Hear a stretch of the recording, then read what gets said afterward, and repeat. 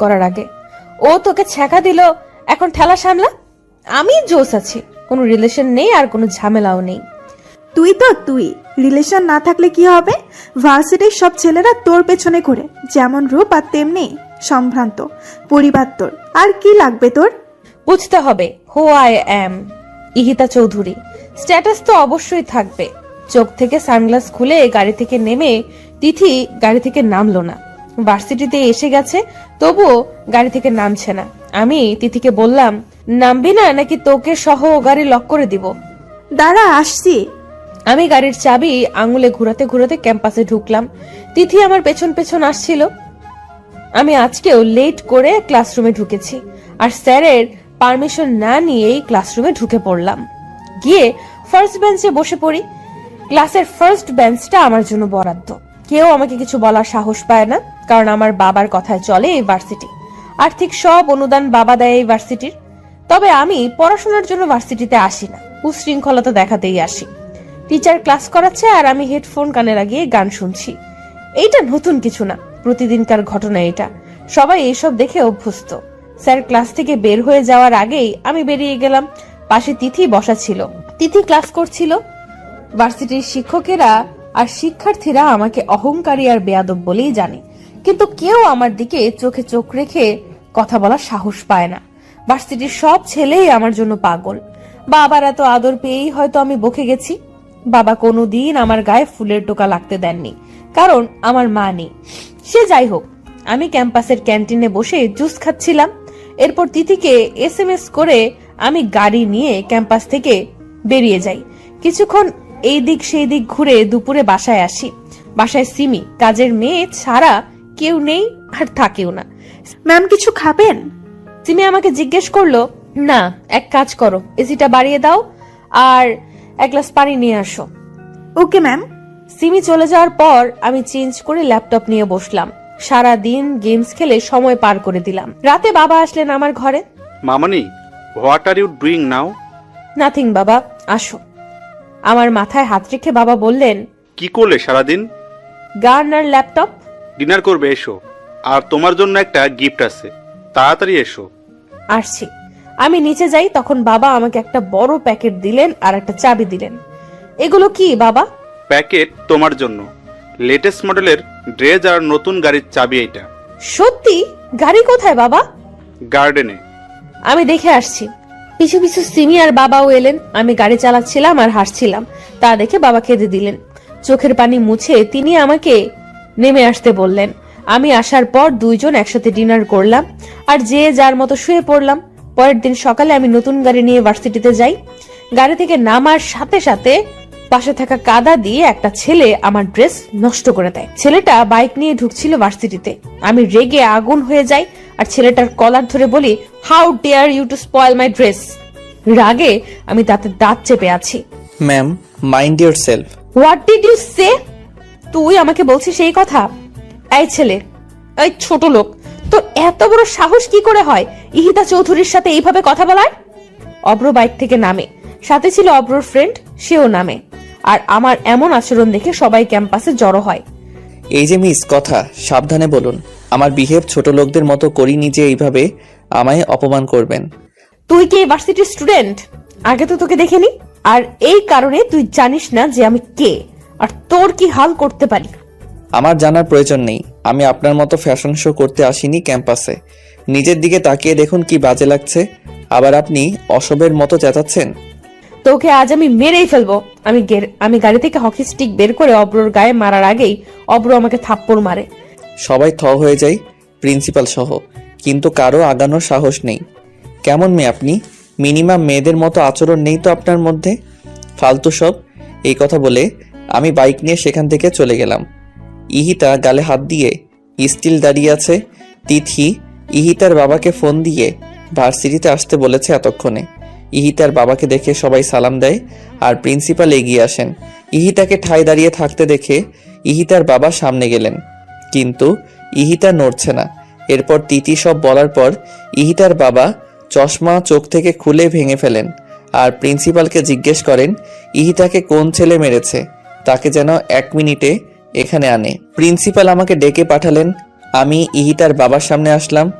তোর সাহস হয় কি করে আমার কলিজার উপর হাত তোলা?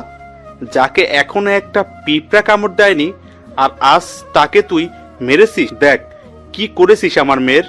What is this? এটা কি ভার্সিটি নাকি কারো বাবার সম্পদ? আর আপনার মেয়ে আমার সাথে কি করেছে সেটা দেখেননি? না দেখে কেন মারলেন আমাকে? আমার মেয়ে তোকে মেরে ফেলবে, তবুও একটা আওয়াজ করতে পারবি না তুই। কোন সাহসে মেরেছিস আমার মেয়েকে? জবাব দে।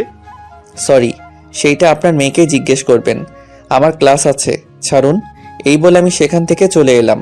ইহিতার বাবা ইহিতাকে গাড়িতে বসিয়ে নিয়ে গেল বাসায়। ইহিতার গালে আমার 3 আঙ্গুলের দাগ স্পষ্টভাবে ফুটে আছে। সিমিকে দিয়ে ইহিতার গালে যত মেডিসিন আছে সব লাগালো ইহিতার বাবা। ইহিতা চুপ করে আছে এখনো। ইহিতাকে কথা বলতে বলছে সিমি আর ইহিতার বাবা, কিন্তু ইহিতা কথা বলছে না। ইহিতা এই প্রথম কারো হাত থেকে মার খেলো।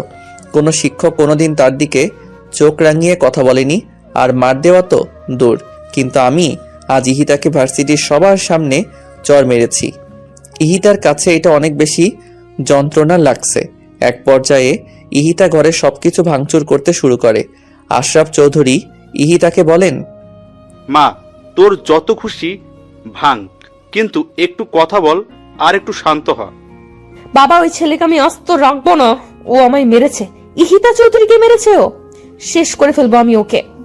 আমি নিজে ওকে শাস্তি দিব, তুই শুধু একটু শান্ত হ ইতিতা। এরপর ইহিতা চুপচাপ বিছানায় গিয়ে আয়নায় নিজের মুখ দেখছে। এখনো হাতের ছাপ দেখা যাচ্ছে। এরপর ইহিতা আয়নাও ভেঙে ফেলে। পরে 1 মাস ইহিতা ভার্সিটিতে যায়নি, এমনকি বাসা থেকেও বের হয়নি। ওইদিকে আমার ঠিকানা কেউ জানে না বলে ইহিতার বাবা আমাকে কিছু করতে পারেননি। 1 মাস পর ইহিতা ভার্সিটিতে যায়। আমি 4 তলায় আনমনে হয়ে দাঁড়িয়ে আছি। ইহিতার গাড়ি দেখে চমকে গেলাম। দ্রুত নিচে নেমে আসি। ইহিতা একটা বই হাতে নিয়ে ক্লাসরুমের দিকে যায়। আমি ইহিতাকে থামাই। ইহিতা পেছন ঘুরে রাগের দৃষ্টিতে তাকালো আমার দিকে।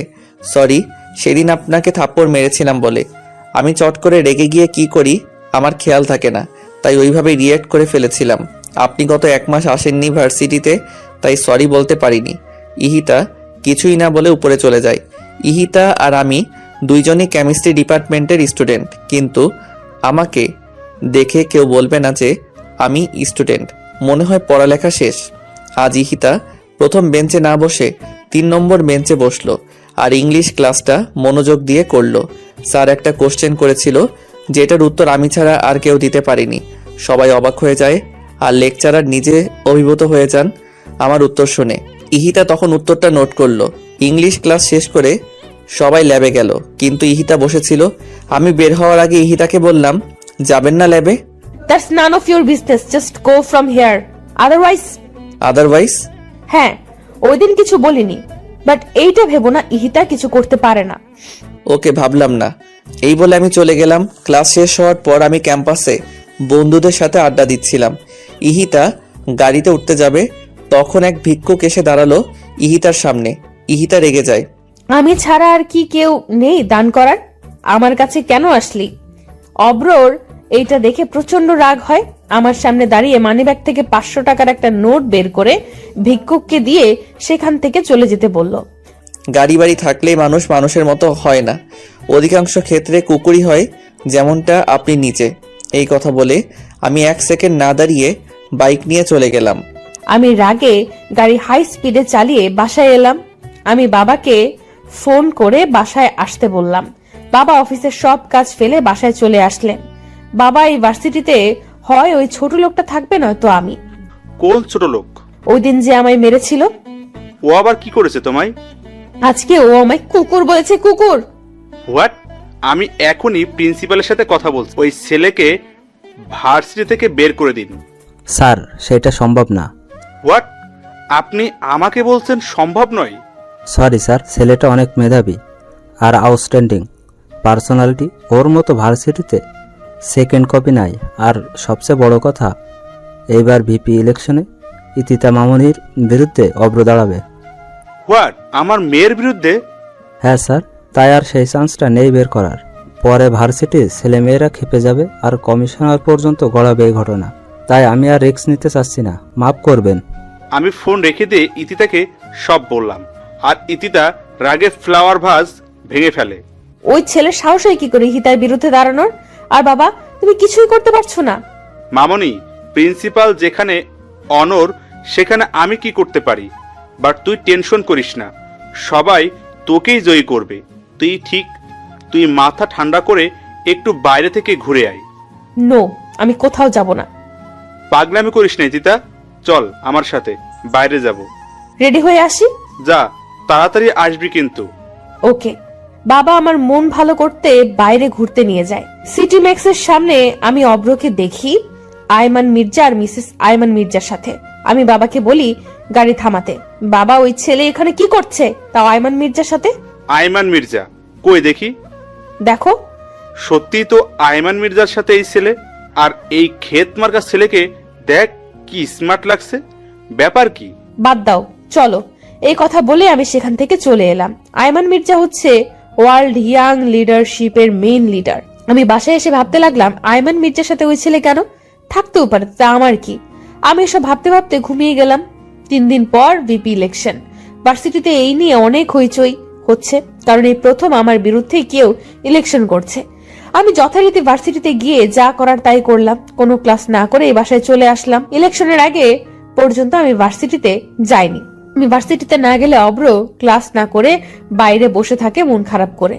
এই 2 দিন অব্র তাই করলো, কারণ আমি আসিনি। ইলেকশনের দিন আমি আসলাম ক্যাম্পাসে, নীল রঙের শার্ট আর বাদামি রঙের প্যান্ট পরে, চুলগুলো খোলা আর সানগ্লাস পরা।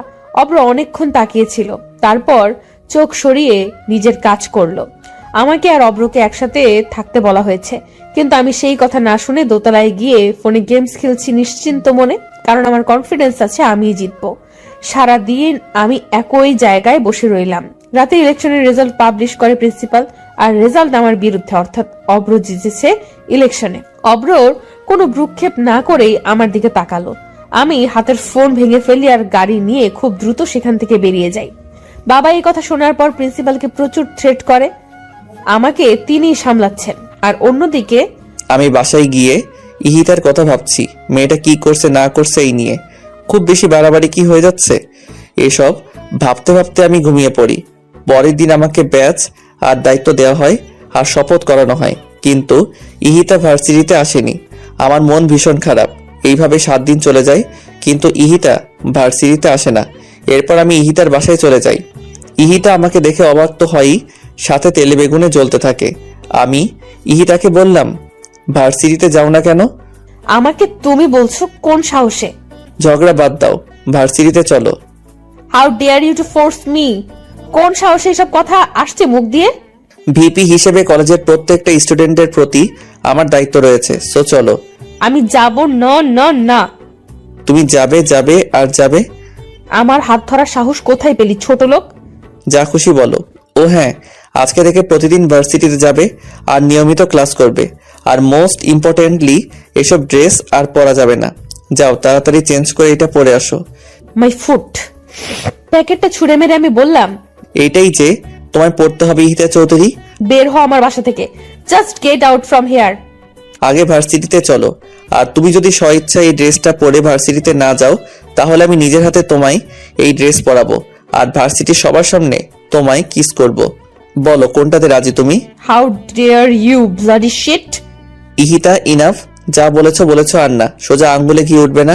বুঝেছি, আঙ্গুল বাঁকা করতেই হবে। আমার বাসায় এসে আমার সাথে এই ব্যবহার? তোকে আমি দেখে নেবো ফাজিল। 10 মিনিটে আসো। ইহিতা দরজা লাগিয়ে দিল। 15 মিনিট পর ইহিতা রেডি হয়ে বেরিয়ে আসলো। আমি আর সিমি ইহিতার দিকে মুগ্ধ চোখে তাকিয়ে আছি। এইভাবে তাকিয়ে আছো কেন তোমরা? ম্যাম, কি সুন্দর লাগছে আপনাকে দেখতে। চুপ, চুপ বেয়াদব। যাও এখান থেকে। চলো। তোকে আমি দেখে নিব অব্র। দেখো, এখন চলো। আমি ইহিতাকে নিয়ে ভার্সিটিতে যাই আর সেকেন্ড বেঞ্চে ইহিতাকে বসিয়ে থার্ড বেঞ্চে ইহিতার পিছনে বসি। ইহিতার সামনে গিয়ে বলি, আজ সবগুলো ক্লাস মনোযোগ দিয়ে করে তারপর বাসায় যাবা। আর এর বিপরীতে কিছু হলে বুঝোই তো কি করব। তোকে আমি শেষ করে ফেলবো অব্র। সে পরে দেখবো। আগে ক্লাসগুলো করে নোট করে বাসায় গিয়ে পড়বে। ফোন হাতে দেখলেই খবর আছে। Just mind your language. তোর কথা শুনতে ইহিতা চৌধুরী বাধ্য নয়। 1000বার বাধ্য। অব্র পেছনে ছিল, তাই আজ আমি সবগুলো ক্লাস ঠিকঠাক মতো করেছি। আজকে ভালোই লেগেছে আমার। তবে আমার এমন পরিবর্তনে শিক্ষকরা সহ সবাই খুশি। বেশ প্রাণোচ্ছল ভাবেই ক্লাস করেছি। তিনি এসব দেখে পুরো হা হয়ে তাকিয়ে আছে অব্রর দিকে। অব্র কি ইশারা করে তিথি জিজ্ঞেস করে, কেমনে সম্ভব? অব্র হাসি দিয়ে বুঝিয়ে দেয় চাইলেই সম্ভব। ক্লাস করা শেষে আমি বের হয়ে যাই। অব্র সিঁড়ির পাশে দাঁড়িয়েছিল। এক ছেলে ভুলে আমার ওড়নায় পাড়া দেয়, যার কারণে আমি টান খেয়ে অব্রর হাতের উপর পড়ে যাই আর অব্র আমাকে ধরে। আমি পড়ার সাথে সাথেই পেছন ঘুরে তাকিয়ে দেখি ওড়নাটা সিঁড়িতে পড়ে আছে আর একটা ছেলে টিল সেখানে হা করে দাঁড়িয়ে আছে। অব্র আমার দিকে তাকিয়ে ওই ছেলের সামনে যায়। অব্র দেখে বুঝেছে ইচ্ছে করে ছেলেটা এমন করেনি। নেক্সট টাইম যেন এমন ভুল না হয়। জি ভাইয়া। যাও এখন। আমি ইহিতাকে ওড়নাটা দিলাম আর বইগুলো উঠিয়ে গাড়ি পর্যন্ত ইহিতাকে দিয়ে আসলাম। ইহিতা চলে গেল আমাকে কিছু না বলেই। আমি একটু মুচকি হাসলাম আর বাইক নিয়ে বেরিয়ে গেলাম। অব্র চলে যাওয়ার পর আমি বাইক নিয়ে চলে আসি। বাসায় এসে ড্রেস খুলে টুকরো টুকরো করে কাটি আর সেইগুলো ছাদে নিয়ে উড়িয়ে দেই। অব্রকে মনে মনে অনেক বকা দিচ্ছি। এরপর নিজের মতো করে এসে খাওয়া দাওয়া শেষ করে ল্যাপটপ নিয়ে বসি। এর মধ্যে আমার ফোন বাজলো। ফোন রিসিভ করার সাথে সাথে অপর পাশ থেকে একটা ছেলে বলল, কাজটা ভালো করলে না ইহিতা, এর মাসুল তোমায় গুনতে হবে। এই বলে ছেলেটা ফোন কেটে দিল। আমি ভ্যাবাচাকা খেয়ে গেলাম। কে ফোন করলো আর কেনই বা এসব বললো? আমি আবার কল ব্যাক করে দেখলাম, কিন্তু ফোন বন্ধ। আমি এসব পাত্তা না দিয়ে আবার নিজের কাজে মনোযোগ দিলাম। বাবা বাসায় আসার পর একসাথে ডিনার সেরে শুয়ে পড়লাম। আমি ভাবতেও পারিনি আগামীকাল আমার জন্য কি অপেক্ষা করছে। আমি সকালে ঘুম থেকে উঠে শর্ট ড্রেস পরে ভার্সিটিতে যাব বলে গাড়ি নিয়ে বের হলাম। অর্ধেক রাস্তা যাওয়ার পর আমি খুব জোরে গাড়ি ব্রেক করলাম, তাই হোল্ডিং এর সাথে লেগে আমার মাথা কেটে যায়। গাড়ি ব্রেক করার কারণ হলো সামনে একটা কার দাঁড়ানো। আমি কপালে টিস্যু ধরে বেরিয়ে আসি। গাড়িটার সামনে যাওয়ার পরেই আমাকে জোর করে সেই কারে বসানো হয় আর একজনকে ফোন করে বলে আমার গাড়ি বাসায় দিয়ে আসতে। আমি গাড়িতে উঠে অব্রকে দেখে চমকে যাই আর প্রচন্ড রেগে যাই। আই ছোট লোকের বাচ্চা, তুই আমায় কেন এইভাবে নিয়ে আসতি? কোথায় নিয়ে যাচ্ছিস আমাকে? একদম কথা কম বলবে, নয়তো মুখে স্কচ টেপ মেরে দিব। গাড়ি থামা, I say stop the car. এরপর অব্র আর কোনো কথা না বলে আরো জোরে গাড়ি চালাতে থাকে, কিন্তু আমি অনর্গল চেঁচিয়েই যাচ্ছি। এক পর্যায়ে আমি গাড়িতে থাকা বটল ছুঁড়ে মারি বাইরে। এতে জানলার কাঁচ ভেঙে যায়, কিন্তু অব্র তবুও থামলো না। একটা বাংলোর সামনে গাড়ি পার্ক করলো অব্র। আমাকে গাড়ি থেকে জোর করে নামালো, কিন্তু আমি তো নামবো না। এরপর অব্র আমাকে কোলে করেই ভেতরে ঢুকালো। আমি অব্র শার্ট ছিঁড়ে ফেলেছি জিদে, কিন্তু অব্র কিছুই করছে না। ড্রয়িং রুমে নিয়ে অব্র আমাকে বসালো। এরপর আমার হাতে একটা লেহেঙ্গা দিয়ে বলল, কুইকলি যাও আর এটা পরে আসো, জাস্ট গো ফাস্ট। উকিল সাহেব চলে আসবেন এখন। উকিল আসবেন মানে? আর তুই এভাবে আমায় এটা পড়তে বলছিস কেন? আজ আমাদের ম্যারেজ রেজিস্ট্রি হবে। হোয়াট? ওই জানোয়ার, তোর সাহস কি করে হয় এসব বলার? ইহিতা চৌধুরীকে বিয়ে করবে তোর মতো ছোট লোক? My foot, just let me go. কে ছোট লোক আর কে বড় লোক সেটা আজই প্রমাণ হবে। বেশি কথা না বলে এটা পরে আসো, নয়তো আমি বাধ্য হবো পরিয়ে দিতে। তুই আমায় টাচ করে দেখ শুধু। আমার বাবা যদি জানে তার মেয়েকে তুই এইভাবে তুলে এনে বিয়ে করছিস, তোকে জিন্দা কবর দিবে। ভালোই আমায় ছেড়ে দে। এরপর অব্র নিজেই আমাকে জোর করে লেহেঙ্গা পরিয়ে দিল চোখ বন্ধ করে। অব্র জানে আমি পরবো না, তাই নিজেই পরিয়ে দিল। আমার যা মেকআপ করা ছিল তাতেই চলবে। এরপর অব্র উকিলকে ভেতরে আসতে বললেন। অব্র রেজিস্ট্রি পেপারে সাইন করে আমাকে বলল সাইন করতে, কিন্তু আমি কলম ছুঁড়ে মারলাম আর পেপার ছিঁড়ে ফেলি। তখন অব্র বলল, জানি তুমি এটা করবে, তাই 250 কপি রেজিস্ট্রি পেপার বানিয়েছি আমি।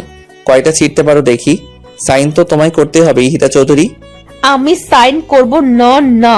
তোর মতো লোফারকে কোনোদিন আমি বিয়ে করব না। দরকার হলে কোনোদিন বিয়েই করব না। ইহিতা সিন ক্রিয়েট করো না, ভালোই সাইন করে দাও, তাতে তোমারই মঙ্গল। মঙ্গল মাই ফুট। ফ্লাওয়ার ভাস ভেঙে অব্র প্রচন্ড খেপে যায় আর আমার গালে জোরে একটা থাপ্পড় মারে। এরপর আমার হাত ধরে পেপারে সাইন করায়।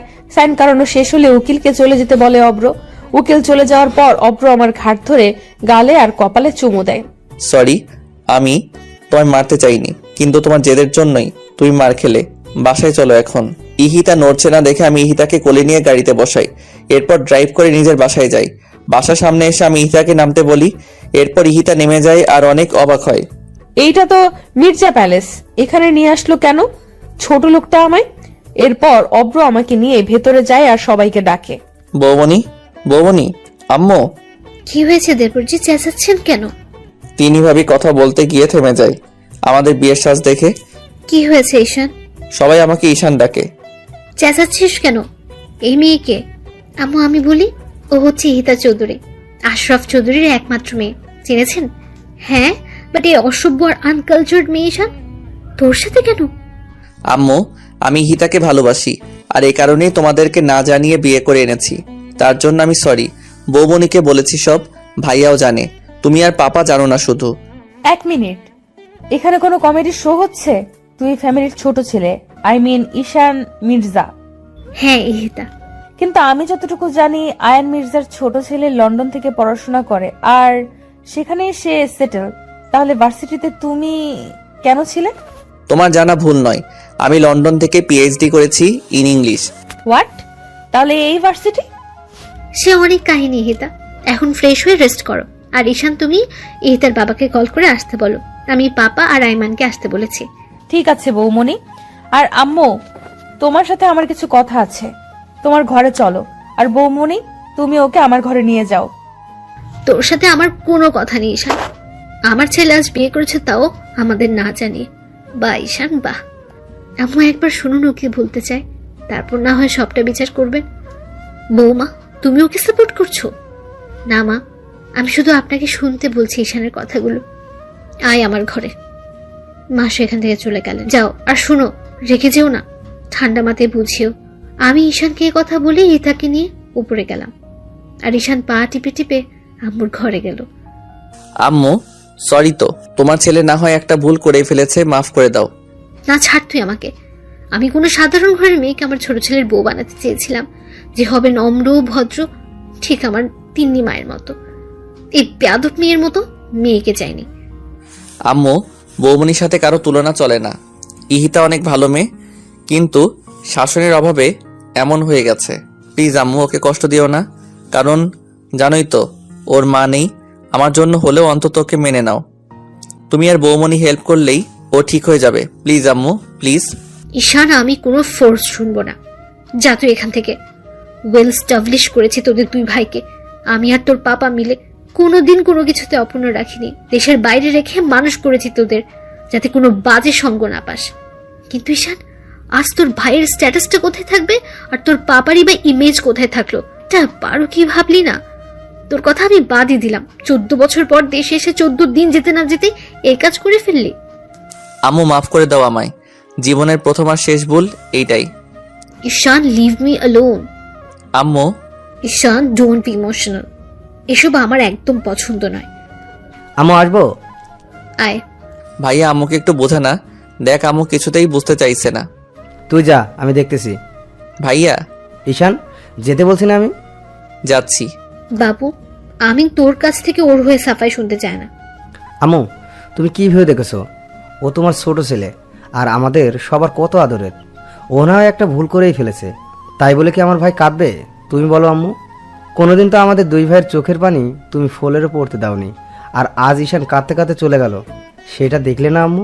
মা কথাটি শুনে চুপচাপ দাঁড়িয়ে আছেন। আমি আবার বললাম, আম্মু প্লিজ আম্মু, মন খারাপ করো না। 5 বছর ধরে ঈশান ঈশিতাকে পাগলের মতো ভালোবাসে, যার কারণে ও বাংলাদেশে আসে। আজ কি ওর ভালোবাসা বৃথা যাবে আম্মু? 25 বছর ধরে আমি মানুষ করলাম, সেই মূল্য কি ও দিয়েছে বাবু? আম্মু, তোমার মূল্য ও কি করে দিবে? তোমার ভালোবাসার কোনো মূল্য আমাদের কাছে নেই আম্মু। ইহিতা ঠিক হয়ে যাবে, শুধু সময় লাগবে। তুমি আর তিন্নি ওকে সাপোর্ট করো, দেখবে সব ঠিক হয়ে গেছে। আম্মু, এই নাও নেকলেস, ইহিতাকে বরণ করো এইটা দিয়ে।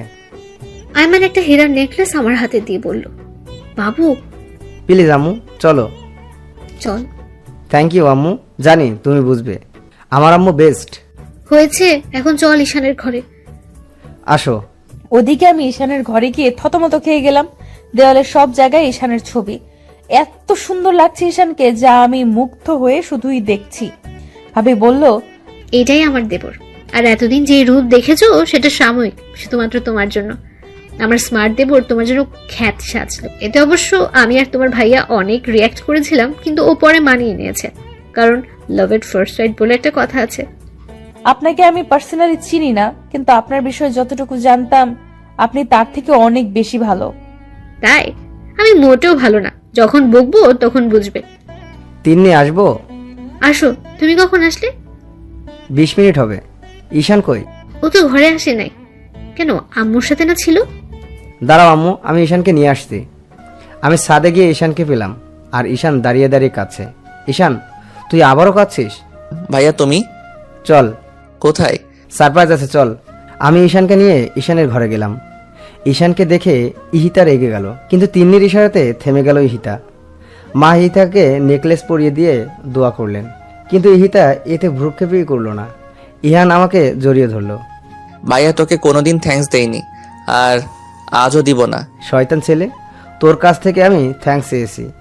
ইউ আর বেস্ট ভাইয়া। এইসব পামে আমি ফুলছি না। হিংসা হচ্ছে কিন্তু আমার। তুমি আমার বরকে জড়িয়ে ধরে রেখেছো। বৌমনি, আগে আমার ভাই, তারপর তোমার বর। হইছে, তিনজন ফ্রেশ হয়ে নিচে আসেন। লাঞ্চ করতে হবে তো নাকি? পাপা আসুক। পাপা আসছে। আচ্ছা, তুমি আগে ঘরে আসো, কথা আছে আমার। চলো।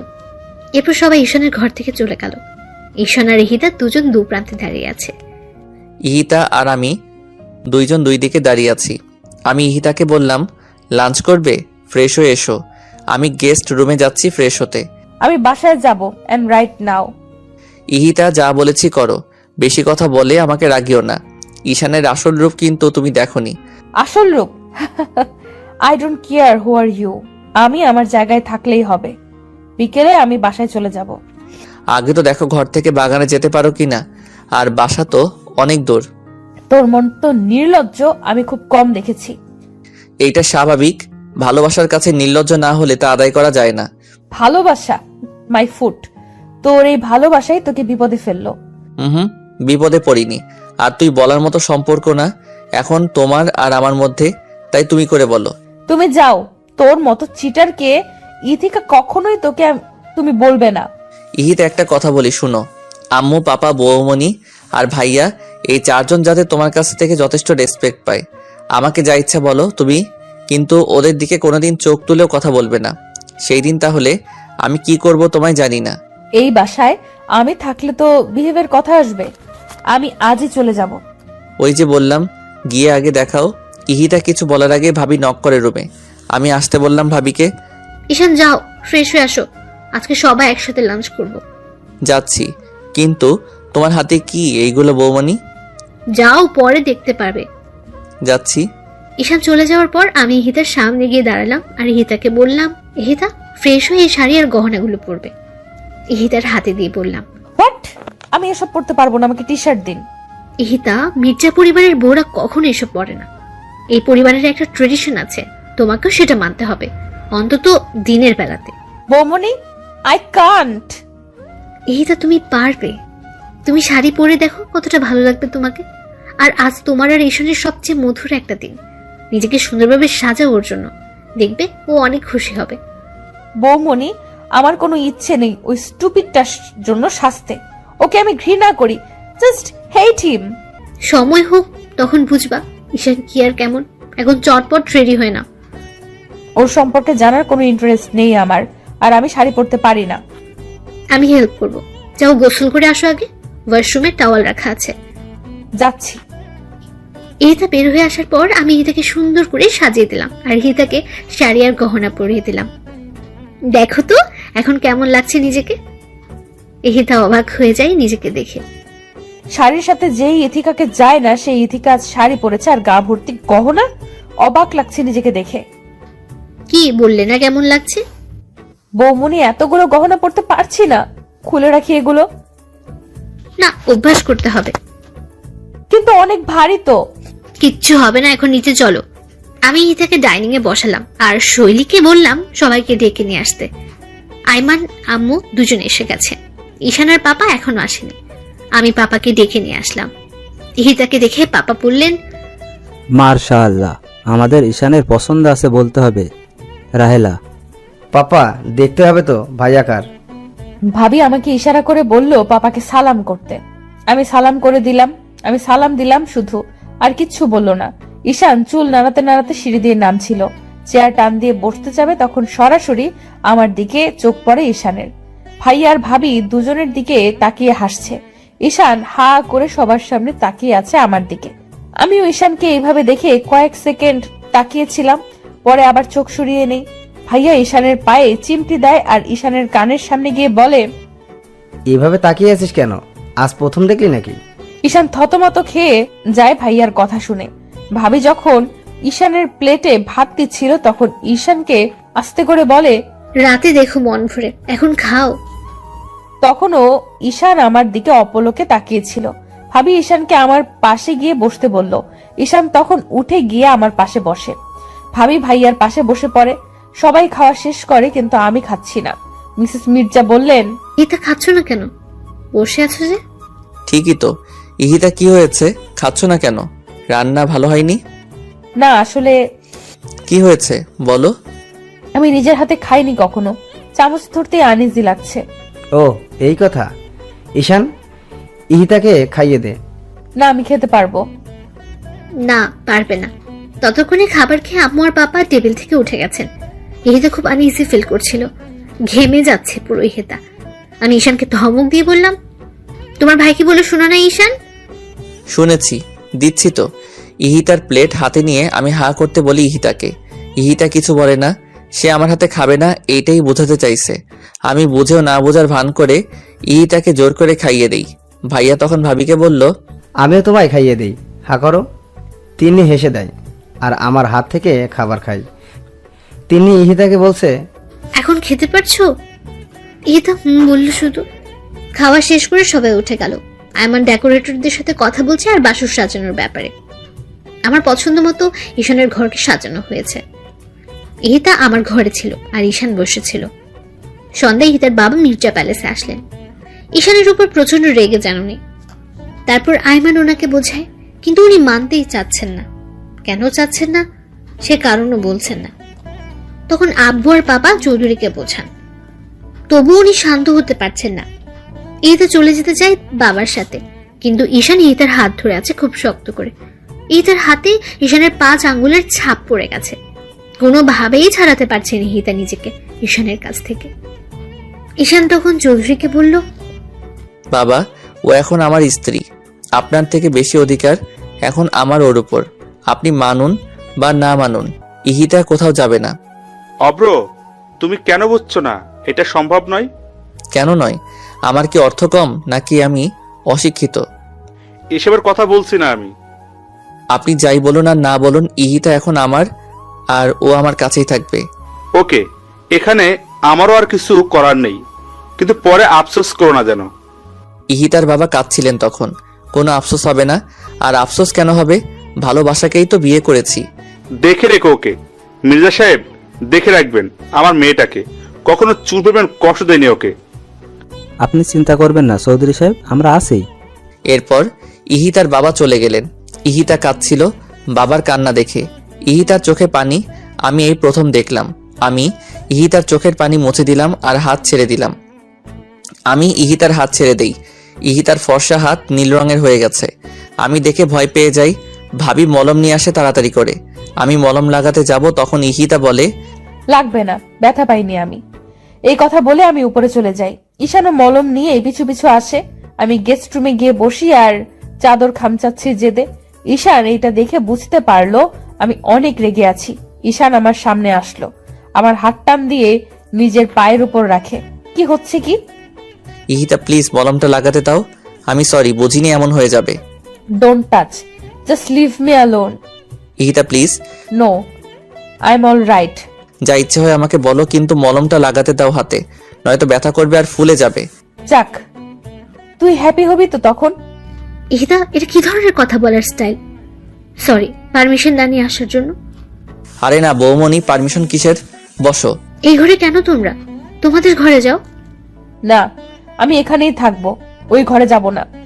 ঈশান, বাইরে যাও তো, আর এটা দিয়ে যাও, আমি লাগিয়ে দিচ্ছি। কিন্তু বৌমনি। যাও।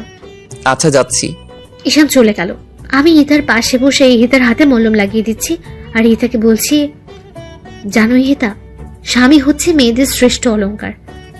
না, একটা মেয়ের যখন বিয়ে হয় তার বেস্ট ফ্রেন্ড, বয়ফ্রেন্ড, রাগ অভিমানের সাথী সব যে স্বামী হয় সেটা জানো? না। যখন ওর আর আমার বিয়ে হয় তখন আমি কেবল ইন্টার পরীক্ষা দিয়েছি, আর ও তখন ইউরোপিয়ান 8টা কান্ট্রির লিডারশিপে, আর এখন ও তো পুরো ওয়ার্ল্ডেরই। তো বুঝতেই পারছো ওর আর আমার বয়সের গ্যাপটাও 8 বছরের। সে যাই হোক, যেদিন ওর আর আমার বিয়ে হলো সেদিন আমি ভয়ে কান্না করে দিয়েছিলাম এই বাড়িতে এসে। তখন আম্মু আর ও মিলে আমায় নর্মাল করলো। যখন ওর সাথে আমাকে ওর ঘরে নিয়ে আসলো, তখন তো আমি যাবো না বলে একদম ফ্লোরে বসেছিলাম। এটা দেখে ঈশান আরো হাসছিল। ঈশান ওকে বারবার বলছিল, বৌমনি আসলে পিচ্ছি রে ভাইয়া। ও তখন আমার সামনে এসে বসে হাত ধরে বলে, আমি আছি তো, কিচ্ছু হবে না। এই 6টা বছরই কথা আমার কানেই বেজেছে শুধু।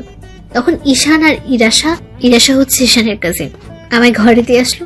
ও ঘরে এসে আমাকে বলল, তিন্নি, যেদিন তোমার মাইন্ড সেট আপ হবে আর যেদিন আমায় ভয় পাবে না, ঠিক সেদিনই তোমার কাছে অধিকার চাইব, এর আগে নয়। বিয়ের 1.5 বছর পর আমাদের নতুন করে পথ চলা শুরু হয়, আর এই 1.5 বছরে ও একবারও আমাকে স্পর্শ করেনি। কিন্তু এখন বুঝি কে অপরাধ করেছে আমি ওর কাছে। 1.5টা বছরও আমার সবকিছু সহ্য করেছে, এখন পাগলের মতোই ভালোবাসে। কি বুঝলে বলো তো, কেন আমি এই কথা বললাম তোমাকে জানো? না, আমি চাই তুমি যাতে এই ভুলটা না করো। হতে পারে তোমাদের বিয়েটা অস্বাভাবিকভাবে হয়েছে, কিন্তু এটা ভুলে যেও না, ঈশান শত হলেও তোমার সারা জীবনের সাথী, তোমার বন্ধু। বৌমনি, ওর নাম আমি শুনতে চাই না, প্লিজ ওর নাম বলো না। পরে আফসোস করো না হিতা। কখনোই না, ওর জন্য আফসোস আমি মরে গেলেও করব না। একদিন বুঝবে ঈশানকে, সেদিন খুব বেশি দূরে নয়। আর পাপা আম্মু বাসায় থাকে, তাই আমি চাই অন্তত সবার সামনে তুমি ওর সাথে ভালো ব্যবহার করো, ওর সাথে ঘুমাও। ইম্পসিবল বৌমনি। হিতা, এই পরিবারের একটা সম্মান আছে। একটু ভুলের জন্য পাপা কথা শুনবে, ও কথা শুনবে, ঈশান কথা শুনবে, সেটা কি ভালো হবে বলো? তাহলে আমাকে কি ওই স্টুপিডটার সাথে ঘুমাতে হবে?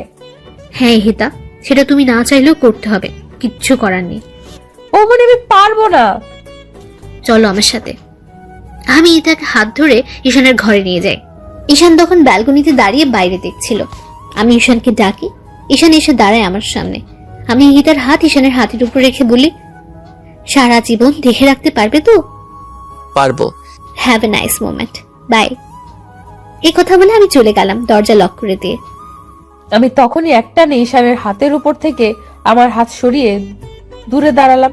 ইহিতা, চিন্তা করো না, আমি কাপুরুষ নই যে তোমায় ছুবো তোমার অনুমতি ছাড়া। ইহিতা কিছু বলল না। ইহিতা, বসো, আজকে তোমায় কিছু কথা বলি।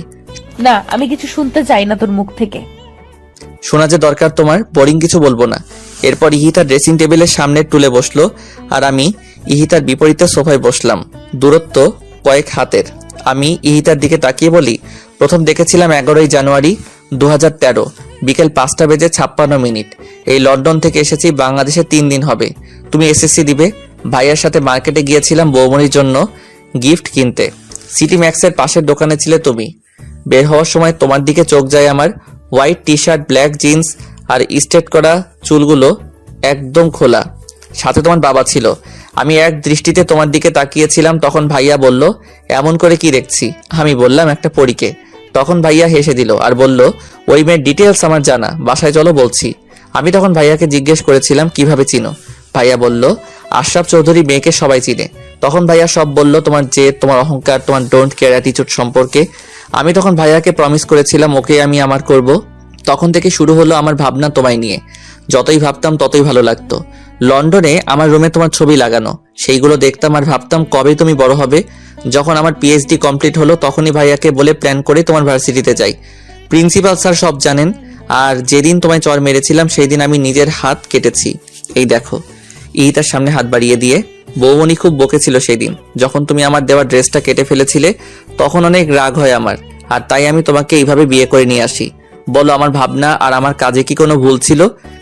একটাই তোর ভুল, সেইটা আমায় ভালোবাসা আর বিয়ে করা। সেই ভুল তুমি চাইলেই শুধরে দিতে পারো। মরে গেলেও না, কখনো তোকে মেনে নিব না আমি, শুনেছিস তুই? তাহলে তো আমার পাগলামি অ্যাপ্লাই করতে হবে আমার বউয়ের উপর। How dare you! তোর বউ কে? এই সুন্দরী আর পরীটা। চলো ঘুমাবে। তোর সাথে না।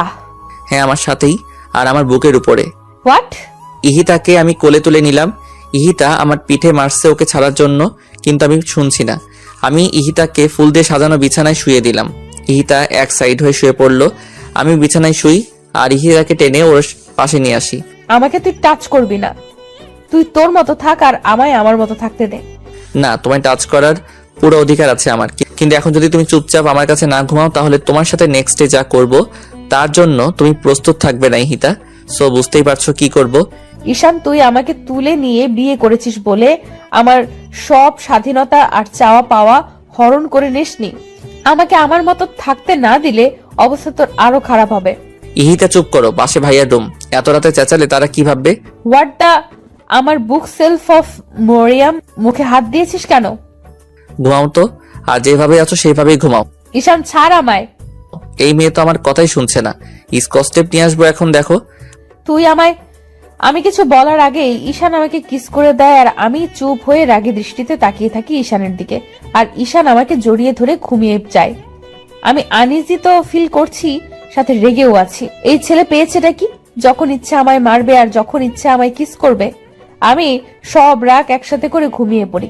সকালবেলা আমি ঘুম থেকে জেগে দেখি ঈশান এখনো আমাকে জড়িয়ে ধরে ঘুমাচ্ছে আর আমার গলায় ঈশানের মুখের খোঁচা খোঁচা দাড়ি লাগছে। আমি একটু সরে গিয়ে উঠতে যাই, তখন দেখি আমার শাড়ির আঁচল ঈশানের পিঠের নিচে। আমি লজ্জায় শেষ হয়ে যাই। এই ঈশানকে ডাকলেই তো উঠে যাবে, এইভাবে আরো লজ্জা পাবো। এখন কি করব কিছুই ভেবে পাচ্ছি না। ঈশানের প্রতি রাগ হচ্ছে, কেন ও আমাকে জড়িয়ে ধরতে গেল। আমি নড়াচড়া করতে থাকি অস্থিরতায়। ঈশানের ঘুম ভেঙে যায় নড়াচড়াতে। ঈশান দেখে আমি জেগে গেছি আর কাপড় চোপড় ঠিক নেই, শাড়ি পরার অভ্যাস নেই। তাই ঈশান আমার দিকে তাকিয়ে মুচকি হাসি দেয়। আমার তো তখন রাগে গা জ্বলতে থাকে। আমি একটানে শাড়ির আঁচলটা পরে বিছানা থেকে উঠে শাড়িটা ঠিক করতে থাকি। পারছি না ঠিক করতে, আবার সব খুলে যাচ্ছে। আমি হাতের উপর মাথা রেখে মায়াবী দৃষ্টিতে দেখছি ইহিতার কর্মকাণ্ড আর হাসছি। আওয়াজ না করে হাসছি যাতে ইহিতা শুনতে না পায়। ইহিতার সিল্কি চুলগুলো জট করে আছে, গয়নাগুলো উলটপালট হয়ে সরে গেছে। ইহিতা যত শাড়ি ঠিক করেছে ততই খুলে যাচ্ছে। ইহিতা এবার প্রচন্ড খেপে যায়, শাড়ি ফেলে দিয়ে বিছানায় বসে পড়ে। আমার দিকে একবারও তাকাচ্ছে না ইহিতা। আমি বিছানা থেকে উঠে ইহিতাকে দাঁড় করাই আর ইহিতার শাড়ি ঠিক করে দেই। ইহিতার চুল ঠিক করে দেয়। ইহিতা বিরক্ত হয়ে সহ্য করলো। ইহিতা রেডি হয়ে ভাবির কাছে গেল। ভাবি টেবিলে খাবার সার্ভ করছিল আর ভাইয়া কফি খাচ্ছিল। ইহিতা ভাবিকে বলল, গুড মর্নিং বৌমনি আর গুড মর্নিং ভাইয়া। Good morning Ihita. দুজন একসাথে বললাম। ঈশান কই? জানি না। আচ্ছা বসো তুমি। ইহিতা বসে পেপার পড়ছিল। ইহিতার বাবা আসলো। বাবাকে দেখে ইহিতা দাঁড়িয়ে যায় আর জড়িয়ে ধরে। চৌধুরী সাহেব আমার হাতে এক ব্যাগ ওষুধ দিয়ে যান, কিন্তু সবগুলোর নাম ওঠানো। আমি অবাক হয়ে যাই। আঙ্কেল, এই মেডিসিনগুলো কেন? ইতিরাকে প্রতিদিন 2টা করে খাইয়ে দিও, মনে করে প্লিজ। আমার মামিটাকে দেখো। কিন্তু আঙ্কেল, এতগুলো মেডিসিন, তাও নাম ছাড়া। আর কিসের ওষুধ এগুলো? আমার বুঝ হওয়ার পরেই দেখছি বাবা প্রতিদিন 2টা করে এই ওষুধ আমায় খাওয়ায়, কিন্তু কোনোদিন বলেনি কিসের ওষুধ। আঙ্কেল বলেন কিসের ওষুধ? এত কিছু বলতে পারবো না, আমার অফিসের টাইম হয়ে গেল, যেতে হবে। আর ওষুধগুলো খাইয়ে দিও প্লিজ। এ কথা বলে হনহন করে বেরিয়ে যায় হিতার বাবা। আমি আর আইমান দুজন দুজনের দিকে তাকিয়ে আছি। ইহিতা ওষুধগুলো নিয়ে ঘরে চলে আসে। ঈশানকে কেউ কিছু বলল না, সবাই নর্মালি নিল ব্যাপারটা, কিন্তু আমার মনে খটকা লেগে গেল। আমি সবাইকে খাবার সার্ভ করলাম, সবাই খেয়ে দিয়ে উঠে গেল। আমি আইমানকে বললাম ইহিতার ব্যাপারটা। আইমান আমাকে বলল, হবে হয়তো কিছু, বাদ দাও, খেতেই পারে। আমিও আর মাথা ঘামালাম না। আমি ইহিতাকে ওষুধ খেতে বললাম। ইহিতা ওষুধ খাওয়ার পর আমি ইহিতাকে ছবির অ্যালবাম দেখাতে বসলাম। পাশে ঈশান বসে জুস খাচ্ছে। আইমান অফিসে। আমি ইহিতাকে আগে আমাদের বিয়ের ছবি দেখালাম। ইহিতা হাসছে আর দেখছে, আর ঈশান ইহিতার দিকে মন্ত্রমুগ্ধ হয়ে তাকিয়ে আছে। এরপর আমি ঈশানের ছবি দেখালাম ইহিতাকে। আমি হা হয়ে দেখছি আর পাতা উল্টাচ্ছি। অনেক সুন্দর লাগছে ঈশানকে। এরপর আমি আর চোখে ঈশানকে দেখলাম। এমনিতেও ঈশান দেখতে মাশাআল্লাহ। একটু পর ঈশানের ফোনে ঈশানের বেস্ট ফ্রেন্ড নাদিরা কল করলো। ঈশান আমার আর বৌমনির সামনেই ফোন রিসিভ করলো। হ্যালো নাদিরা, কেমন আছিস? হ্যাঁ আমিও ভালো আছি। বাংলাদেশে আসছিস কবে? তাড়াতাড়ি আয়। এসব শুনে আমি রাগে দাঁড়িয়ে যাই। এরপর আমি সেখান থেকে ঘুরে চলে যাই আর ওয়াশরুমে গোসল করতে ঢুকি, কিন্তু কোনো কাপড় নিয়ে যাইনি। আমার সেই খেয়াল ছিল না। ডাক্তারের কথা শুনে আমি মাটিতে বসে পড়লাম আর হতভম্ব হয়ে ডাক্তারের দিকে তাকিয়ে রইলাম। ইহিতার বাবা চশমা খুলে ফ্লোরে বসে পড়লেন। আমি একদম নিস্তব্ধ হয়ে গেছি। আমার কি বলা উচিত বা কি বলবো সেটাই জানি না। কেবিন থেকে নার্স এসে ডাক্তারকে বলল, স্যার, পেশেন্ট তার বেবিকে দেখতে চাইছে, কি করব? যা করতে চাইছে করতে দাও, আটকিও না। আশরাফ, হিয়াকে হসপিটালে নিয়ে আয়। ভাইয়া খুব দ্রুত বাসায় ফোন করলো আর আম্মুকে বলল ইয়াকে নিয়ে ইমিডিয়েট হসপিটালে আসতে। ভাইয়া আমাকে উঠিয়ে কেবিনে নিয়ে গেল। আমি এক দৃষ্টিতে তাকিয়ে আছি ইহিতার দিকে। চোখগুলো লাল রঙের হয়ে গেছে। ইহিতার চোখ থেকে ঝর্ণা বইছে। কে কাকে কি বলবে কিছু বুঝতে পারছি না কেউ। ইহিতা আমার হাতের উপর হাত রাখলো। হিয়ার আব্বু, এই হিয়ার আব্বু, কথা বলবে না হিয়ার আম্মুর সাথে? কথাগুলো বলতে গিয়ে ইহিতার গলা ধরে আসছিল। আমি এখনো কিছু বলছি না, শুধু তাকিয়ে আছি। হিয়ার আব্বু শোনো, আমার হিয়াকে দেখো কিন্তু। তুমি তোমার খেয়াল রেখো আর কখনো আমায় মনে করে কেঁদো না কিন্তু। হিয়াকে সর্বোচ্চ দিয়ে ভালোবেসো। আমি থাকবো না তো কি হয়েছে, হিয়া তো আছে। একটা বিয়ে করো আমার ছোট্ট হিয়ার জন্য। আর শোনো, তাকে ভালোবেসো অনেক। আর একটা অনুরোধ রাখবে। ইহিতা, তুমি এসব কি বলছো? কিচ্ছু হবে না তোমার, আমরা আছি না। ভাইয়া ও কথা বলছে না কেন? ভাইয়া, ওকে কথা বলতে বলেন। ও কি একটা বার আমায় জড়িয়ে ধরবে না? ও এভাবে তাকিয়ে আছে কেন আমার দিকে? ও হিয়ার আব্বু, কথা বলো না একটু। হিয়ার আব্বু। ঈশান, এই ঈশান, ভাই ঈশান, ভাই আমার, একটাবার কথা বল। এইভাবে চুপ করে থাকিস না। দেখ, ইহিতা কাঁদছে, তোর ইহিতা কাঁদছে। একটাবার ওর সাথে কথা বল। এভাবে চুপ করে থাকিস না। একা আমায় রেখে চলে যাবে? হিয়াকে রেখে চলে যাবে? আমার ভালোবাসা তোমার কাছে কিছুই ছিল না? হিয়ার আব্বু, একটা বার আমায় জড়িয়ে ধরো, একটা বার। ইহিতা উঠতে চেষ্টা করলো। ভাইয়া ইহিতাকে উঠিয়ে দেয়। ইহিতা আমাকে জড়িয়ে ধরলো।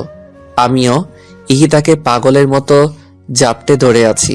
ইহিতার চুলগুলো সব আমার হাতের মুঠো বন্দি হয়ে আছে। কেঁদে দুইজনেই গা ভাসাচ্ছি।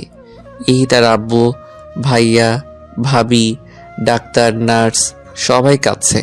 ভাবি সামনে আগানোর সাহস পাচ্ছে না। এরই মাঝে বাবা মা হিয়াকে নিয়ে কেবিনে ঢুকলো। হিয়া কাঁদছে অনেক। হিয়ার কান্নার আওয়াজ শুনে ইহিতা হিয়ার দিকে তাকায় আর খুব দ্রুত হিয়াকে কোলে নেয়। ইহিতা হিয়াকে কোলে নেওয়ার পর হিয়া একদম চুপ হয়ে যায় আর ইহিতার দিকে ফেলফেল করে তাকিয়ে থাকে। ইহিতা বুকের সাথে মিশিয়ে ফেলে হিয়াকে। আমি ইহিতাকে ছাড়ছি না। ইহিতার কপালের সাথে কপাল লাগিয়ে বললাম, এই ছোট্ট হিয়াটা কি থাকতে পারবে ওর আম্মুকে ছাড়া? ও হিয়ার আম্মু, তুমি প্লিজ কোথাও যেও না হিয়াকে আর আমাকে ছেড়ে। আমি বেঁচে থেকেও যে মরে যাব। ইহিতা সোনা, প্লিজ তুমি যেও না কোথাও। আমি পারবো না তোমাকে ছাড়া থাকতে। আমি কিভাবে থাকবো তোমাদের ছাড়া? আমি মরতে চাই না, আমি মরতে চাই না। ইহিতা, আমি তোমায় কোথাও যেতে দিব না, কোথাও না। তুমি আমার আর আমার কাছেই থাকবে। ইহিতা, আমায় একা করে দিও না। আমি পাগল হয়ে যাব ইহিতা, পাগল হয়ে যাব। হিয়ার আব্বু, আমার হিয়াকে দেখো আর ওকে কখনো কষ্ট দিও না। ওর জন্য একটা মা এনে দিও। চুপ করো তুমি। আমার ইহিতার কিচ্ছু হবে না, কিচ্ছু না। বাবা, আমাকে মাফ করে দিও। এতদিন অনেক অন্যায় করেছি। তুমি নিজের খেয়াল রেখো, হিয়ার সাথে থেকো। আর ওর জন্য একটা মিষ্টি মেয়েকে এনে দিও। আর ভাইয়া, বৌমনি, হিয়াকে দেখো। আর আমার এই পাগলটাকেও দেখো, আমার বাবাকেও দেখো।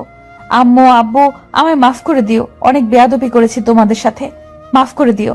আর তোমাদের হিয়াকে দেখে রেখো। আমার সবচেয়ে প্রিয় জিনিস দুটো রেখে যাচ্ছে, আমার ঈশান আর হিয়া। ওদের অযত্ন করো না। কেউ কিছু বলতে পারছে না, শুধু কাঁদছে।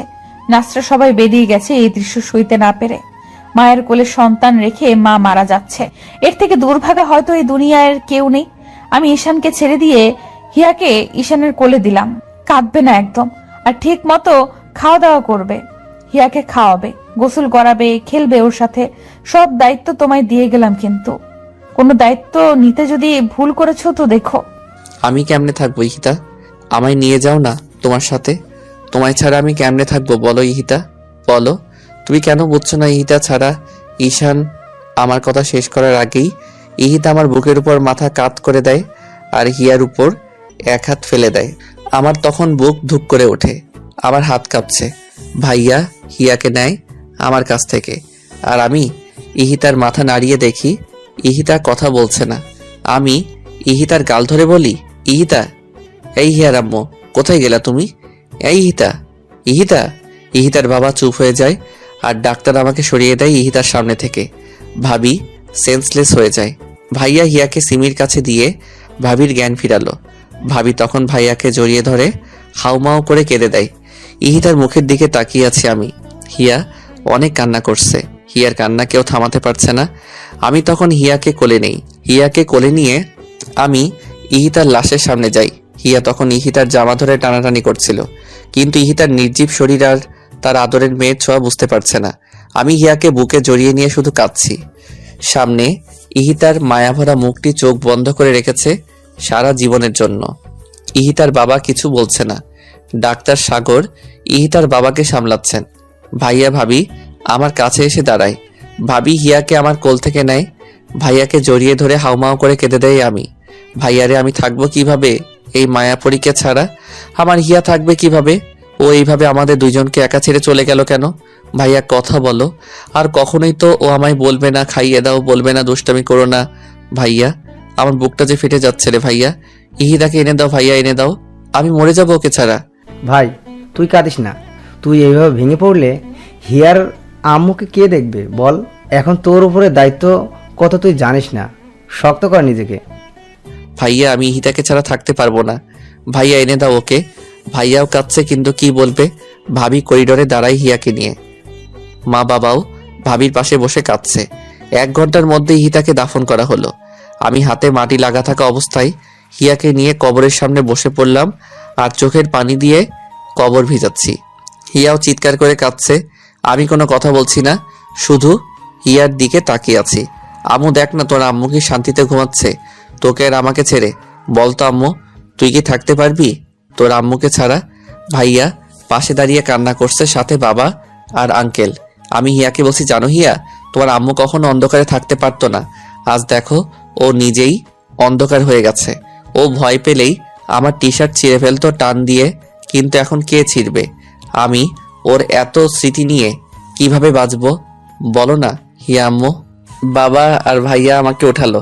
বাড়ির গার্ডেনেই কবর দেওয়া হয়েছে ইহিতাকে। আমি উঠবো না। ভাইয়া জোর করে উঠালো আমাকে। ভাবির কোলে দিল হিয়াকে। ভাইয়া ভাবিকে বলল হিয়াকে খাবার খাওয়াতে। ভাইয়া আমাকে নিয়ে গেস্ট রুমে গেল, কারণ বেডরুমে গেলেই আবার পাগলামি শুরু করব ইহিতার সবকিছু দেখে। ভাইয়া নিজেই আমাকে ফ্রেশ করিয়ে দিল। এই অবস্থায় কে কাকে দেখবে? কিন্তু ভাইয়া আর ভাবি শক্ত হাতে সব সামলাচ্ছে। রাত যত বাড়ছে আমার কান্নার আওয়াজ তত জোরেই শোনা যাচ্ছে। দরজার বাইরে দাঁড়িয়ে সবাই কাঁদছে, কিন্তু কেউ আমাকে সান্ত্বনা দেওয়ার সাহস পাচ্ছে না। আমি এখনো বেডরুমে যাইনি। মাটিতে শুয়ে শুয়ে শুধু কাঁদছি। সারাদিনে কেউ কিছু খায়নি। আমার চোখে চোখ রেখে কেউ কিছু বলতে পারছে না। বারবার ইহিতার কথা কানে বাজছে। বেয়াদব, স্টুপিড, ছোট লোক। ইহিতার বিভিন্ন ভঙ্গিতে কথা বলা এখন আমাকে আরো কষ্ট দিচ্ছে। রাতে আমাকে জড়িয়ে ধরে ঘুমানো, এসব এখন সবই স্মৃতি আমার কাছে। আমি আর পারছি না এভাবে থাকতে। কষ্টের মধ্যেই শেষ হয়ে যাচ্ছি। আমার সামনে থাকা একটা ছুরি হাতে নেই আমি। ভাইয়া আর বাবা দৌড়ে এসে আটকায় আমাকে। আমি আব্বুকে জড়িয়ে ধরে বলি, পাপা আমি এভাবে বেঁচে থেকে কি করব পাপা? পাপা আমি পারবো না এভাবে বেঁচে থাকতে। আমার ইহিতাকে এনে দাও তোমরা। আমি মরে যাব পাপা, আমি মরে যাব। আব্বু তুই না আমার লক্ষ্মী ছেলে, আমার দাদু ভাইকে কে দেখবে তুই এমন করলে? আব্বু পাগলামি করিস না। ইহান কেঁদো না, নিজেকে শক্ত করো। এইটাই হওয়ার ছিল। ভাই তুই না আমার ভাই। ঈশান মির্জাকে এইভাবে মানায় না। আমার ভাই সবসময় হাসি খুশি থাকবে। সেই ভাইকে আমি দেখতে চাই, অন্তত আমাদের হিয়া মামুনের জন্য। ঈশান দেখো হিয়া কিভাবে তাকিয়ে আছে তোমার দিকে। তুমি এই পাগলামো করলে এই মেয়েটাকে কে দেখবে? ঈশান হিয়াকে কোলে নিয়ে বিছানায় বসে পড়ল। আমি ঈশানের জন্য ভাত নিয়ে আসলাম। ঈশানকে জোর করে খাইয়ে দিলাম, কিন্তু নিজে কিছুই খেতে পারছি না। বাকিরাও কেউ কিছুই খায়নি। এভাবে কেটে গেল 8টা মাস। হিয়া এখন বসতে পারে আর একদমই হিতার মতো হয়েছে দেখতে। ঈশান আগের থেকে অনেক শান্ত হয়ে গেছে, কিন্তু ঈশানের কষ্টের সাক্ষী হয়ে থাকে প্রতিটা রাত। বাবা ঈশানকে কাজে ব্যস্ত রাখতে চান যাতে ঈশান ইহিতাকে ভুলতে পারে, তাই তিনি সমস্ত ব্যবসা ঈশানের উপর দিয়ে দিলেন। ইহিতার বাবা ঈশানদের সাথেই থাকেন, যদিও তিনি থাকতে চাননি, কিন্তু সবার জোড়াজুড়িতে থাকতে হয়েছে। আমি আর সিমি মিলে হিয়াকে দেখে রাখি। এখন সবাই মেনে নিয়েছে সবকিছুই, শুধুমাত্র হিয়ার দিকে তাকিয়ে। ঈশান আর এখন প্রকাশ্যে কাঁদে না। ইহিতা মারা যাবার 5 মাস পর্যন্ত ঈশান নিজের ঘরে যায়নি, কিন্তু এখন হিয়াকে নিয়ে ঈশান, ইহিতা আর ওর বেডরুমে থাকে। সারাদিন অফিস করে রাতে ফিরে যখন হিয়ার মায়াবী মুখটা দেখে তখন ঈশান সব ভুলে যায় আর ফ্রেশ না হয়ে মেয়ের সাথে খেলতে শুরু করে। তখন আমি এসে ঈশানকে বকা দেই আর তখন ঈশান ফ্রেশ হতে যায়। কিন্তু একটা রাত ঈশান ঘুমোতে পারে না, শুধুই ছটফট করে। ঈশান এর মাঝে হিয়াকে নিয়ে পার্মানেন্টলি লন্ডন যেতে চেয়েছিল, কিন্তু আমরাই যেতে দেইনি। এখন সবাই নতুন করে ঈশানের জীবন সাজিয়ে দিতে চাইছে, কিন্তু ঈশানকে কেউ কিছুই জানায়নি। এমনকি ইহিতার বাবাও চান ঈশান নতুন করে আবার জীবন শুরু করুক। একদিন আমি মিটিংয়ে রাঙামাটি যাই। ফেরার সময় হিয়ার সাথে লাইভ কন্ট্যাক্ট করতে করতে ফিরি। ভাবি হিয়ার সামনে ফোন দিয়ে রেখেছে আর আমি হিয়ার সাথে কথা বলছি। হিয়া এখন পাপা বলতে পারে। রাস্তায় আসার সময় হঠাৎ আমি গাড়ি ব্রেক করি। খুব দ্রুত গাড়ি ব্রেক করায় কলটা কেটে যায়। আমি সামনে তাকিয়ে দেখি একটা মেয়ে হাত দিয়ে ইশারা করছে গাড়ি থামানোর জন্য। আমি গাড়ি থামানোর সাথে সাথে মেয়েটা আমার গাড়িতে উঠে পড়ে। আমি রেগে যাই। হেই, হু আর ইউ? আমার গাড়িতে এইভাবে বসলেন কেন? আমি বাড়ি থেকে পালিয়ে এসেছি, প্লিজ গাড়ি স্টার্ট করুন, নয়তো ওরা আমায় ধরে নিয়ে যাবে। প্লিজ তাড়াতাড়ি চলুন না। হোয়াট? আপনি আমাকে বলছেন গাড়ি স্টার্ট করতে, আর আপনি কি বললেন? পালিয়ে এসেছেন? নামুন আমার গাড়ি থেকে। ননসেন্স কোথাকার, নামুন বলছি। প্লিজ আপনি এমন করবেন না, আমি অনেক বিপদে আছি, আপনি এখান থেকে চলুন প্লিজ, আপনাকে আমি সব বলছি। দেখে তো মনে হচ্ছে আজকে আপনার বিয়ে ছিল, তা বিয়ের স্টেজ থেকে কি পালিয়েছেন? প্লিজ আগে তো এখান থেকে চলুন, আপনাকে আমি সব বলছি। আমি গাড়ি স্টার্ট করে সেখান থেকে চলে এলাম। আমি অদ্রিকা, সিঙ্গাপুর থেকে দেশে ফিরেছি 3 দিন হলো, আর এসেই শুনি আমার ফুপি আমার বিয়ে ঠিক করেছেন। আমি বিয়ে করব না বলেই পালিয়ে এসেছি। তা বিয়ে কেন করবেন না? বয়ফ্রেন্ড আছে? আরে না, ওইসব কিছু না, সে অনেক কথা। সরি, আপনাকে আমি ঝামেলায় ফেলে দিলাম। নামবেন কোথায়? কোথায় নামবো জানি না, ঢাকাতে আমার কোনো রিলেটিভ থাকে না। আজীব তো, কোথায় নামবেন জানেন না আর আমার গাড়িতে উঠলেন। যদি কিছু মনে না করেন আপনাকে একটা কথা বলি। হুম। আপনি মেরিন রেজিস্ট্রিতে সাইন করতে পারেন, যাতে আমি আমার ফুপিকে দেখাতে পারি আমি ম্যারিড। কথা দিচ্ছি আপনার কোনো ঝামেলা হবে না, ফুপি ট্রাস্ট করলে আমি আপনাকে ছেড়ে দেব আর আমি বাইরে চলে যাব। লোকটা এই কথা শুনে গাড়ি খুব জোরে ব্রেক করলো আর বলল, কি বললেন আপনি? আসলে আমার ছেলে ফ্রেন্ডদের সবাইকে ফুপি চিনে তো, তাই, নয়তো ওদেরই হেল্প নিতাম। নামুন আমার গাড়ি থেকে। Just get down from my কার।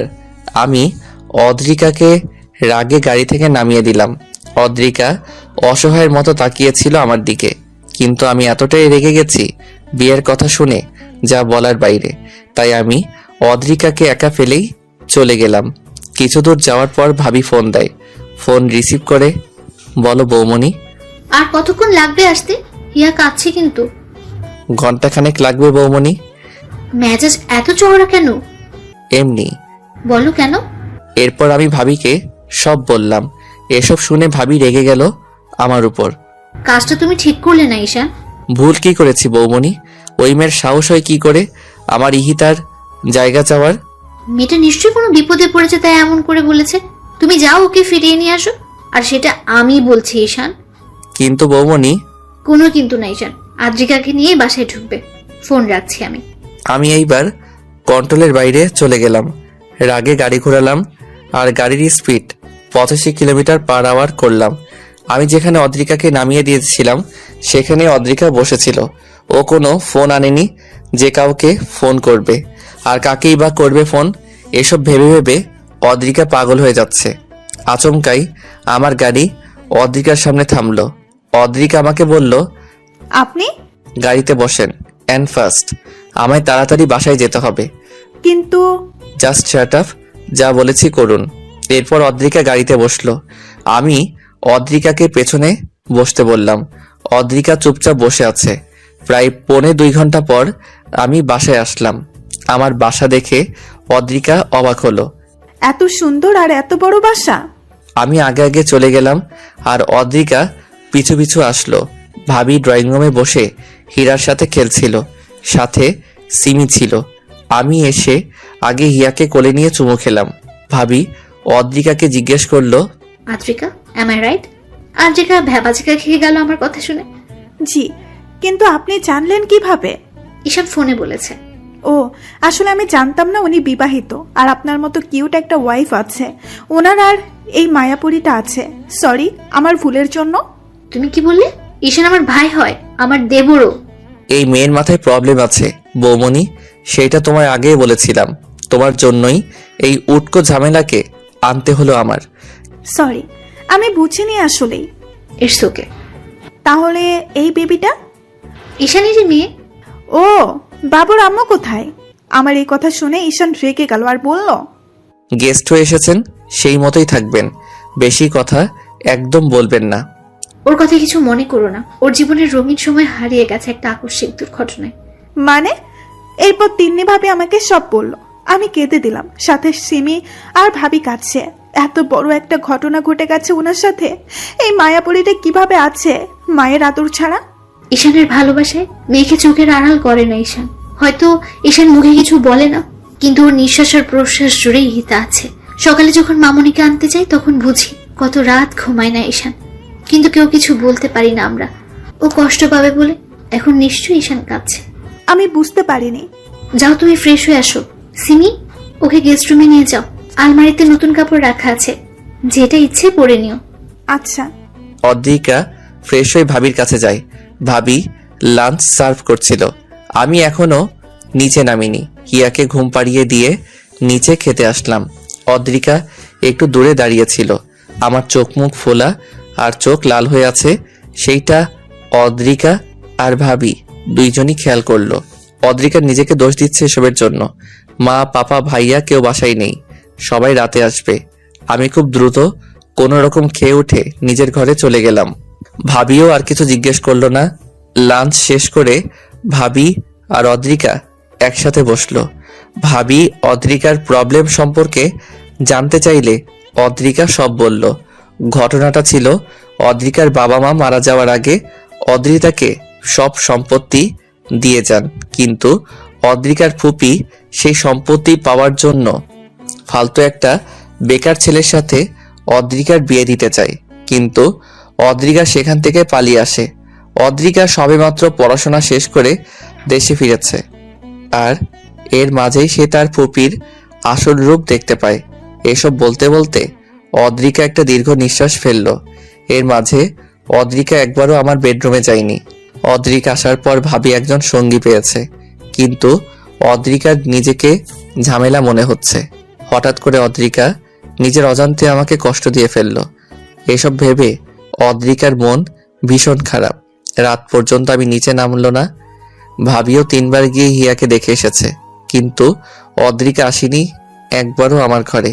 রাতে সবাই একসাথে ডিনার করলাম। রাতে যখন সবাই খেতে বসলো তখন সবাই ভাবিকে জিজ্ঞেস করছিল, এই মেয়েটা কে? এরপর ভাবি অদ্রিকার সব কথা বলল সবাইকে। আমি চুপচাপ খাচ্ছি, আর হিয়া সিমির কোলে। অদ্রিকাকে দেখে হিয়া অদ্রিকার কোলে আসতে চাইছে। অদ্রিকাও ছটফট করছে হিয়াকে কোলে নেওয়ার জন্য। এরপর অদ্রিকা খাওয়া শেষ না করেই হিয়াকে কোলে নিল।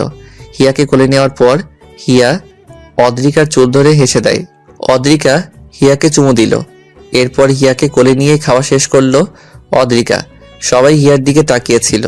কতটা খুশি হয়েছে হিয়া অদ্রিকাকে পেয়ে।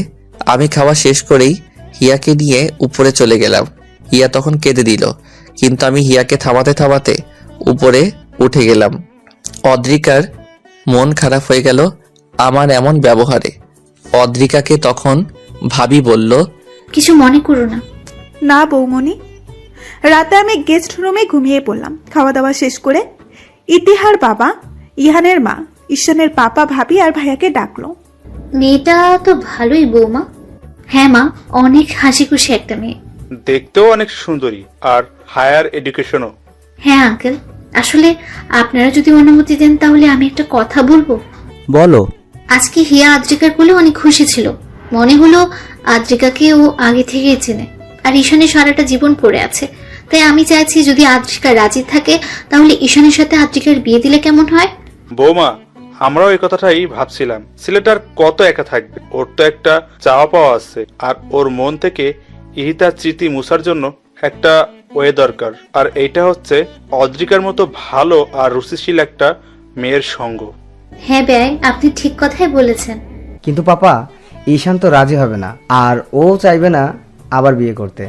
জানি আইমান, কিন্তু ওকে তো রাজি করাতে হবে, নয়তো এই ছোট মেয়েটা তো মায়ের আদর থেকে সারা জীবন বঞ্চিত হবে। ঈশানকে বলে দেখবো আমরা কালকে সন্ধ্যায়, বলবো যখন ও বাসায় আসবে। পাপা, আমিও একটু খোঁজ নিই অদ্রিকার, কালকের মধ্যে খোঁজ নিচ্ছি আমি। সেইটাই ভালো। আমি হিয়াকে ঘুম পাড়িয়ে বারান্দায় দাঁড়িয়ে আছি। আমার কিছুতেই ঘুম আসছে না। এই বারান্দায় দাঁড়িয়ে কত মজা করেছে আমি আর ইহিতা, সেসব ভেবেই কাঁদছি। বারবার মনে হয় এই বুঝি ইহিতা ফিরে আসবে আর বলবে আমি এসে গেছি। তো আর কত কাঁদবে। তার 8 মাসের ছোট্ট মেয়েটা মাত্র 7 দিনে পেয়েছে মায়ের আদর।